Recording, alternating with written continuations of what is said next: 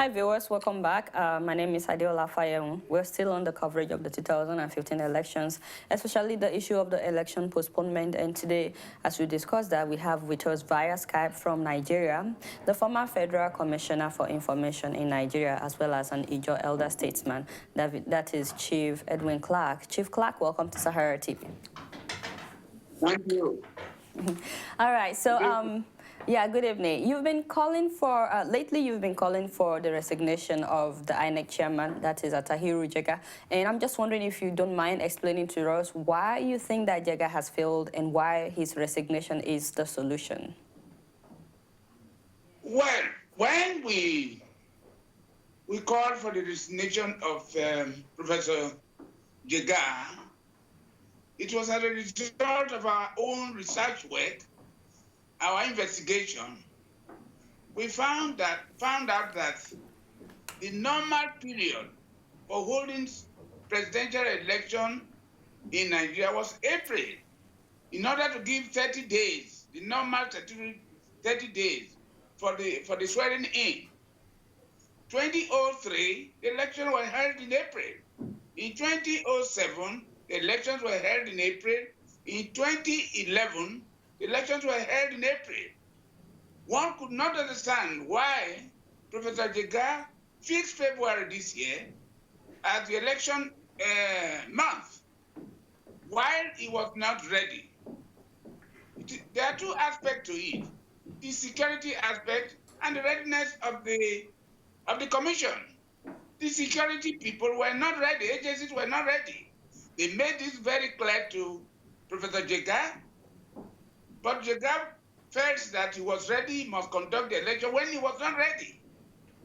In the first place, the PVCs were not ready. For instance, Lagos, the most sophisticated city in the country, had only got less than 50%, while Adamawa or Borno State, in the northwest war-torn area in the country, they have already got 80% of the PVC. So there was discriminatory or neglect of certain area in favor of other areas. This was not good enough. The third point is that Jega had 4 years to prepare, from 2011 to this day, to prepare for this election, for the election. He wasn't prepared. He awarded the contract for the production of the PVC to a local contractor, which could not produce them. He tried to produce them in Abuja, he could not. Then he contracted it out to a Chinese company. And most of the PVC have not arrived in Nigeria. But Jega did not tell the Nigerian public, I am not ready, please wait for a minute. He deceived the whole country. And he wasn't sincere. These are the two aspects of it. So for him to say because of security, he was postponing the election, that is not true. Okay, it so because of the readiness of Professor Jega that the whole thing came to that. I see. So the main issue is you wanted the election to be held in April. Are you aware of the fact that the election has to be held for a certain number of days before the swearing in of whoever wins the election? Because even right now that the election was pushed back, it's only pushed back till March 18th. It's still not going to be in April. So does the day, I mean the month, does it really matter? Does the month of the election really matter as much as making sure that we have... It does not matter. What matters, are they ready? If the Electoral Commission, Professor Jega was ready, and even in March, he could hold the elections. There's no specific time. All I was trying to say that Jega knew that he was not ready. I see. So we both agree. So we both agree on the fact that the important thing is making sure that INEC is ready. It's not really about the month that the election holds. So in terms of INEC... I agree with that. Yeah, okay. So in terms of being ready, I really understand all the reasons that you've listed, people not getting their PVC and the PVC not being produced on time. I'm wondering though, as an elder statesman representing the Niger Delta, and have you tried speaking with INEC about these issues before calling for the resignation? I'm just wondering why his resignation That is not the end of it. is the No. There's no problem. I'm solution. to him. Okay. He knew we made statements. He was not ready. For instance, the training of about 950 or 980,000 ad hoc staff that will conduct the election had not started. That is one. The readers, the card readers, were not ready. Even those that arrived in the country, some of them had defects, manufacturing defects. I see. So now, they have about 6 weeks to get it together. Hopefully, they do that by the time that we'll be having the election. But I'm gonna move on and ask you another question. Recently, you've been talking a lot about why the presidential candidate of the opposition is not fit to be a president. You said he has a lot of dark, sordid past, and that he has religious sentiment and so many things. You've been very outspoken about why Buhari is not and why he cannot rule a democratic country as well. So do you mind just telling us exactly why you feel like Buhari should not be a presidential candidate and what we as Nigerians should look for in the person that you think should be the candidate? Like, what should we look for in a candidate since you say Buhari is not fit? We are looking, in the first place, we're in a democracy. From 1999 to this day, there has been a continuous democratic system in the country. We believe whoever is going to rule Nigeria democratically must be democratically oriented. Buhari is not. Buhari is a military man. Even though he has retired, he behaves still as a military man. From his speeches and so forth, we know very well that Buhari has not changed. He's still a military man. And we believe that whoever that will rule Nigeria must be somebody who did not overthrow a civilian regime. If he believed in democracy, he couldn't have overthrown that government. There was no reason for it. Number two, Buhari, as I have seen him, is 73 years old. And he does not have the necessary educational qualification to rule in Nigeria, which is a sophisticated country. We're educated people. Thirdly, he talks about security. Buhari is behind the activities of Boko Haram. They selected him to represent them when the president wanted someone to represent the Boko Haram.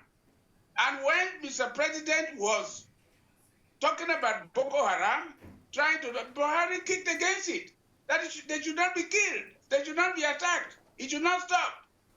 So when he says that I am going to stop Boko Haram overnight, he knows about it. And that's what he said. He will make this country ungovernable for President Jonathan. And that is what is happening in Nigeria. Why should that man now take advantage of the problems in Nigeria that he will now govern the place because he knew if he wins, the people will stop. They are harassing the present administration because Buhari told them to do it. And I'm very sure of that. I'm 88 years old, and I own up whatever I say. I see. I've been in Nigeria for years. I've been in politics for over 50 years. So I believe Buhari is not qualified. I see. I just have about 3 questions based on what you just said just now. Starting first of all with you saying that Buhari was a military man and you're very sure he has not changed. And we don't know who would be president, but I'm just curious. What about when Olusegun Obasanjo was president? You know, he was in the military as well, and he was a president at one time. So how do we know who changed and who did not change? Say that again. Olusegun Can you please Obasanjo, repeat yourself? I said Olusegun Obasanjo in 1979 voluntarily handed over the government, a civilian government, Okay. to President Shagari. And he did not overthrow any civilian government. But it was Buhari who came to overthrow Shagari for no reasons. And he now wants to be a civilian government. And you are very sure that he has not changed, right? He has not changed. I see. And then my second question is that you said that you're very sure that Buhari is the one behind Boko Haram. Do you have any evidence that we can put out there for people to know that Buhari is the one behind Boko Haram? In 2011, yes.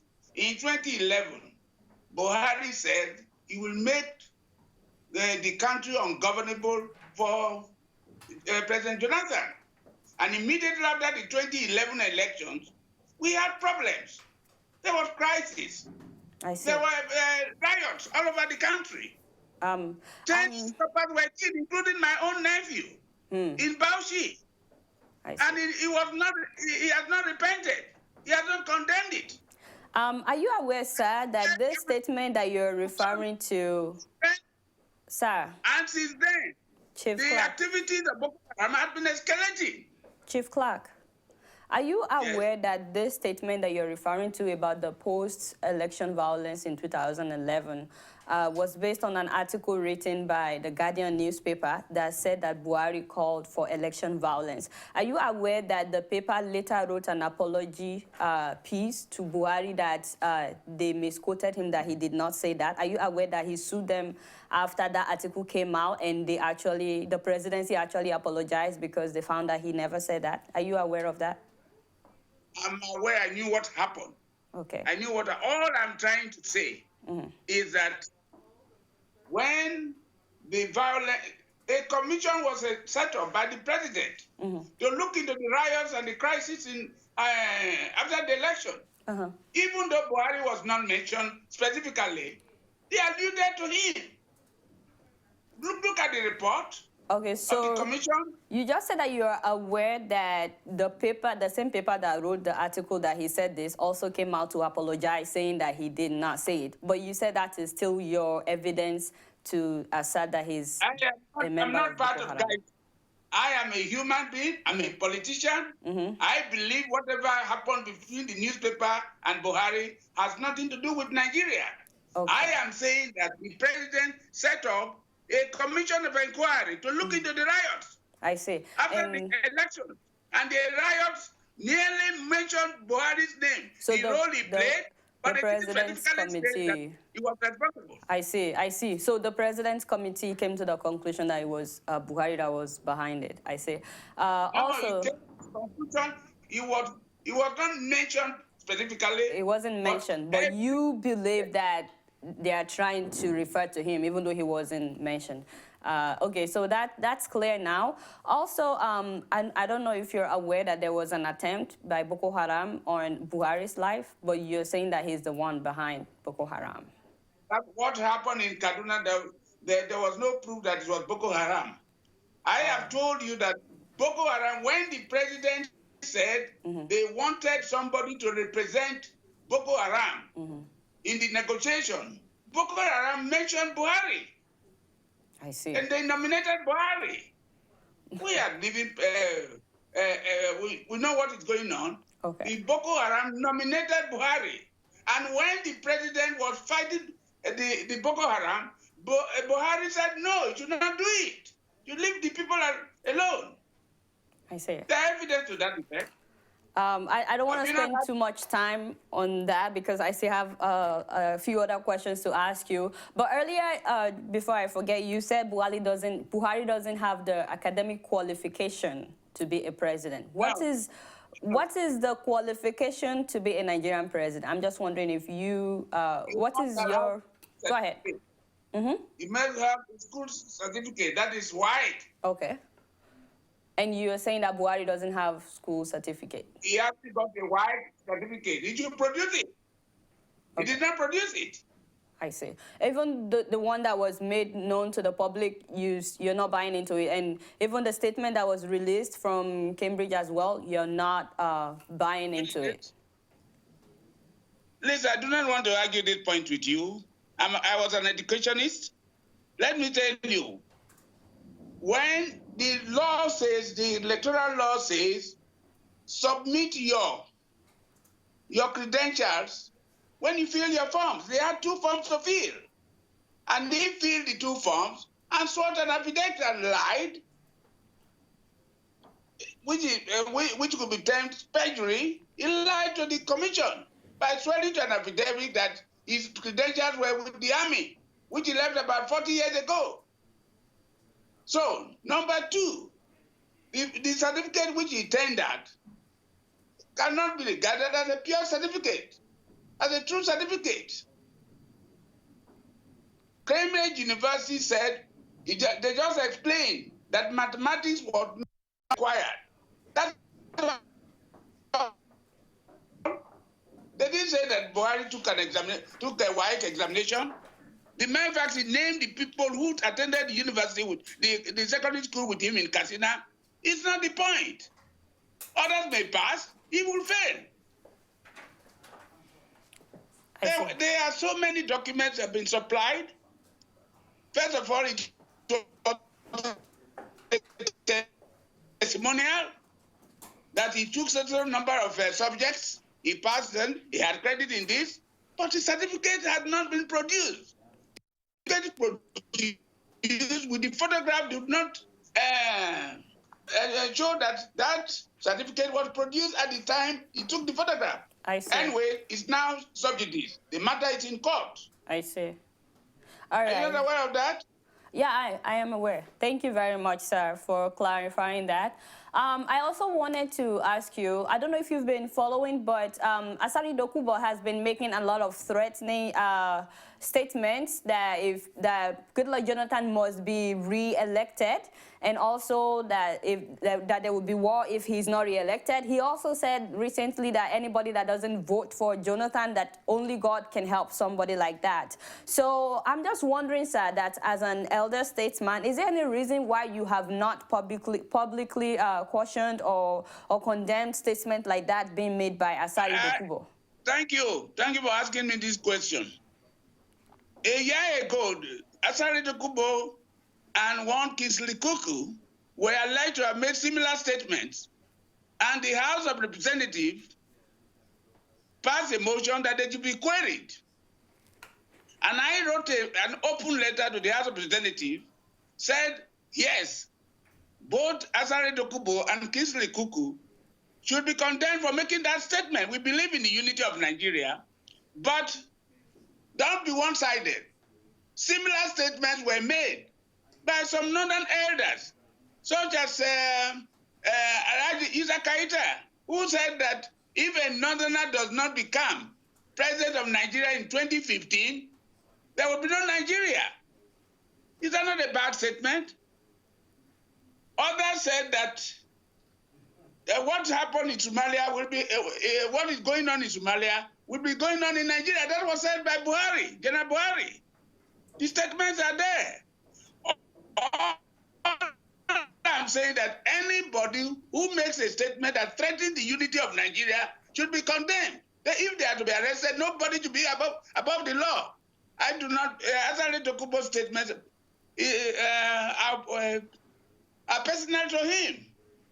He used to criticize President Jonathan to the delight of others.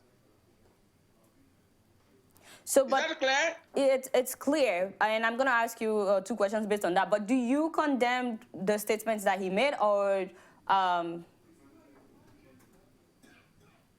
do you condemn Asari Dokubo's statement that he made recently or not? I condemn it, and I've told him not to make it again. But what I was worried about, that those who are criticizing or calling for the arrest of Asari Dokubo should also direct their attention to northern elders who have made similar statements. I see. Nobody wants to break up Nigeria. You are absolutely right. To him. Chief Clark, you're absolutely right. It doesn't matter who makes the statement. Anybody that makes a statement like that should be condemned, regardless of whether where they are from in Nigeria, whether they're from the north or from the south or south or anywhere. Anybody that makes a statement like that should definitely be condemned, because, you know, we all want what are the you peace saying? of Let me Nigeria. hear you.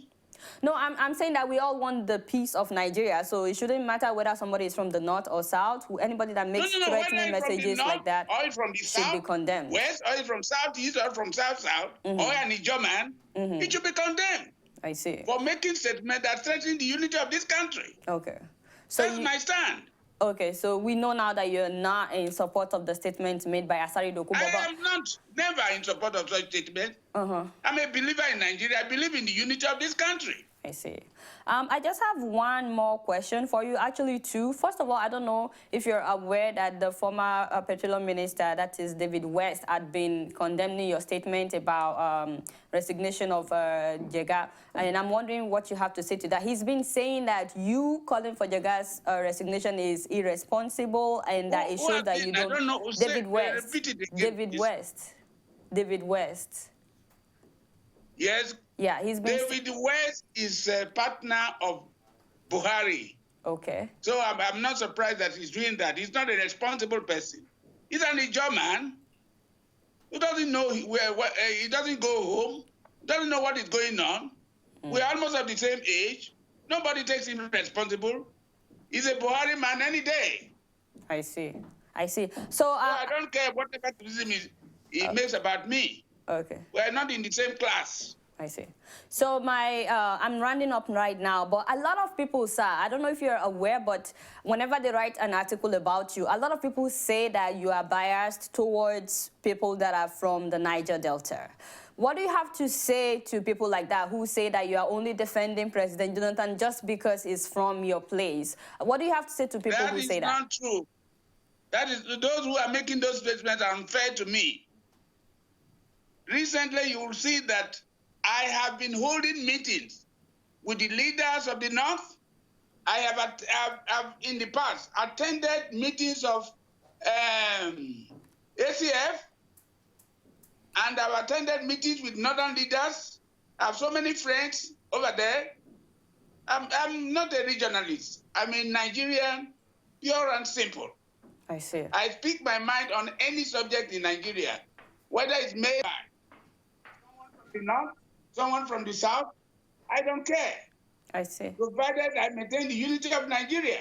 Thank you so much, sir, for agreeing to do this interview with us. We really, really appreciate your time. Thank you very much.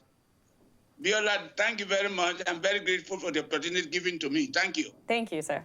All right, viewers, that has been Chief Edwin Clark, who is the former Federal Commissioner for Information in Nigeria, as well as an Ijaw elder statesman. Stay tuned, we'll be right back.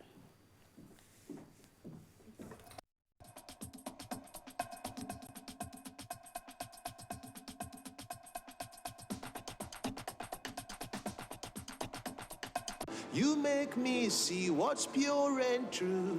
Yes, you are extraordinary woman. You are the one who brings me joy, to cast out every lingering doubt that you are extraordinary woman. Yes, I. And this is Lucky Dahoni saying, yes, stay tuned on SaharaTV. Yes, don't go away. Yes, indeed, it's Isaac. How? That's how we do it. Red Star, representing. Now watch SaharaTV. Don't go anywhere. Africa.